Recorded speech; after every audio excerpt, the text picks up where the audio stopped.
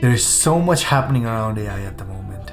So much. Google and Microsoft just announced their AI integrations in their own suite of work applications. This means Google Workspace and Microsoft 365 apps will now have AI integrated in such a way that you'll basically just have to ask it to do things that otherwise would have taken you hours to do. From catching you up on emails to finding new insights from data through a conversation to creating presentations with just one click of a button. I made a video covering the details of their announcement, so check that out right here. But if you thought that was a lot, let me bring you up to speed on what else is happening. ChatGPT's model was updated to GPT-4, which is a lot more powerful and accurate than GPT 3.5, which is what we've been using for the past few months. Stanford released Alpaca, which is another large language model that performs almost at the same scale as GPT, but only at $600 of training cost. To put that in perspective, in 2020, it took $4.6 million to train ChatGPT. And in 2022, that number came down to $450,000, and now Alpaca will achieve the same at $600. This means easier replication and accessibility, which means this is only the beginning of these super smart chatbots. Then on the image end of AI, Midjourney released version 5, which now takes simple English sentences as prompts and provides even better quality output than version 4. A tweet from Emad, the guy behind Stability AI, indicates that Stable Diffusion is planning some big releases in the upcoming weeks. And if that's not enough to provide more computing power and so much more, Nvidia is hosting an event this week on their own AI releases. At this rate, I don't see it slowing down, and we need to adapt. By the end of this year, we will have so many new tools and so many new ways to work. We need to act now, and I'm here for it. I'm on top of these and will keep you informed of everything you need to know to get ahead in this wave of AI. So smash that like button if you're enjoying the content,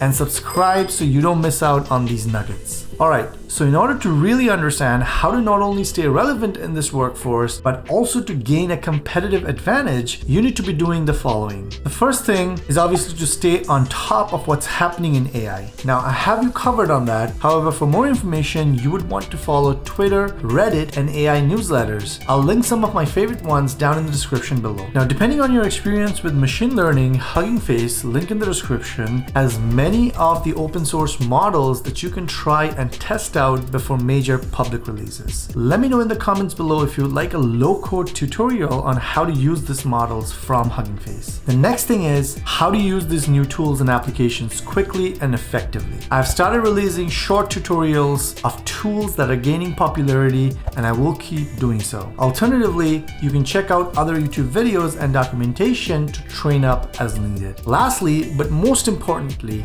since AI will play such a huge role in helping us get our work done efficiently, you need to learn how to effectively communicate with AI. When we instruct an AI to do something, it's called a prompt. Prompts are going to be your secret weapon in being ahead of your competition. The better you prompt, the more value you'll be able to get out of the AI tool, whether that's for your own business or the company you work for. In fact, prompt engineering is becoming one of the biggest career moves for many people right now, and companies are willing to pay up to $335,000 per year for it. I made a detailed video covering the basics of prompt engineering and how to become one, so make sure you watch that video next. That's all for now. I know it's overwhelming, but don't worry, we'll get through these together. As always, I appreciate all of you. Until next time.